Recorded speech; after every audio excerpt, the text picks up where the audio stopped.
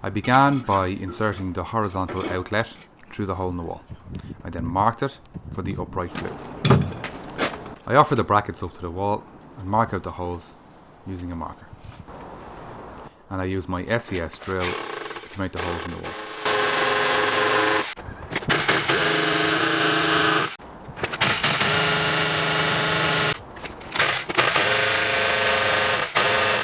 I use 4 plastic roll plugs and these 4 coach screws, and these are perfectly sufficient for holding it to the wall. They're very secure.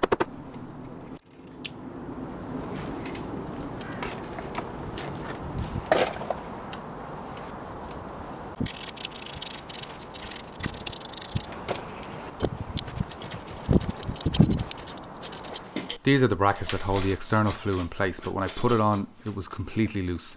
So I had to make spacers up so it would be a tight fit. Got a piece of steel and put it in the vise with another piece of the flue and hammered it around to make a spacer to go around the external flue, just like that. So then when I attach the brackets, they fit very snugly.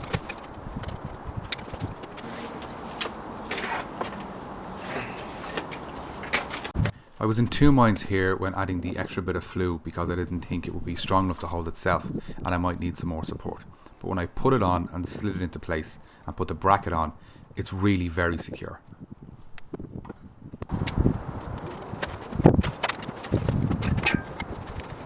This is 1200 degree fire cement that I use to seal up all the joints of the stove. I also use it to seal the top on. I didn't want to bracket this on because I wanted to be able to pop it on and off whenever I wanted. So putting the sealer on gave me that option.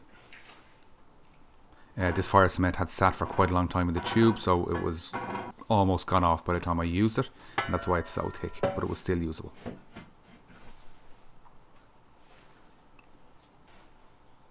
And then seal up underneath just to make absolutely sure.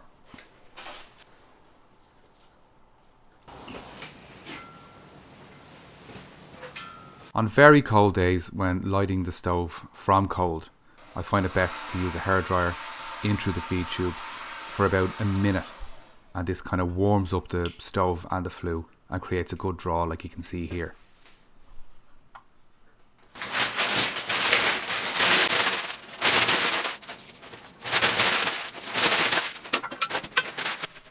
When I add the paper in, I like to keep the paper to the right hand side or the left hand side, just so there's enough room for air to pass through. So when I push the paper in, I'm not just blocking the flue.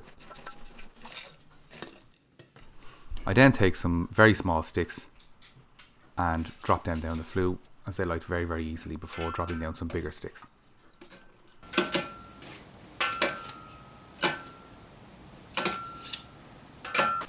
I find sticks like these are good because they have a kind of a pointed top, which means they'll light very, very quickly.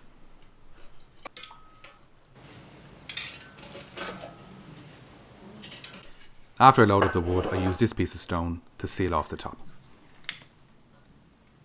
Lighting it like this seems to be pretty okay, but I do on occasion get a bit of smoke coming back.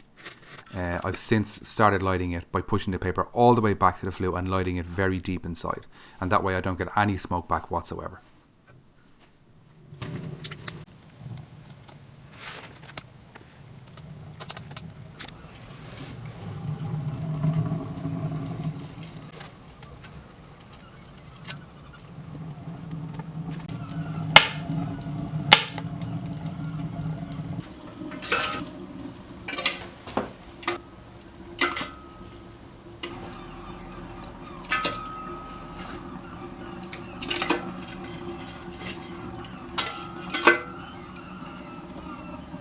And after a few minutes, there's no smoke coming from the chimney outside.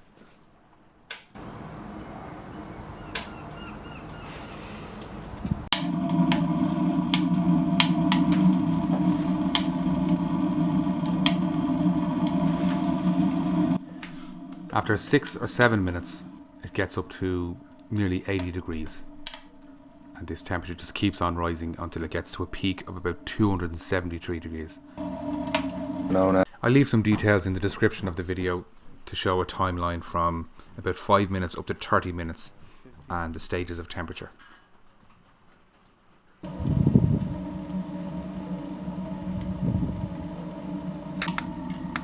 350.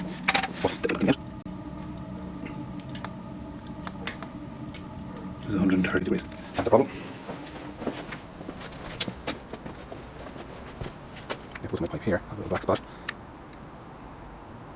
And we can see that it's 85 degrees, which is much too hot. It's working really, really well. I knew rocket stoves were efficient, but I had no idea you could get this much heat from something so simple and from so little wood. I know I haven't got the ratio right for the feeder tube, the burn chamber and the internal flue, so it's not as efficient as it could be. But even at that, it gives off a tremendous amount of heat. The only issue I have is that the flue outside the chimney flue gets very, very hot, which means I'm losing an awful lot of heat. And from all other videos I've watched, people tend to have a very cool flue. At least you could put your hand on it, but mine you absolutely couldn't. So what I may do is pop off the top and extend the internal flue, cut this down and see how I go from there. From burning it for a good few weeks now, I've discovered the best thing is to get it up to temperature and get it really hot, and then I close this door and I put this piece of stone that I have just over the top here, leaving a small gap for air to travel through. And then I load it up with sticks, these guys here. I've noticed that if I have a log this size all together, it won't burn. It will get to a point in it where it will burn down into a V shape and will just go out. But if I were to chop that one log up into smaller bits like this and drop them all down at once, it'll burn very happily as they all drop down individually and they can all burn away. So I take a log like this and using the axe I split it into pieces like this, and then I take those and I put them in and let them all fall down. And they'll sit there, and if I let them burn like this, they'll burn quite quickly. Also, if I open the bottom, you can really hear it take off. So I close the bottom, put this over it, leaving just a small gap for air to pass through, and it'll burn away quite gently there for about an hour.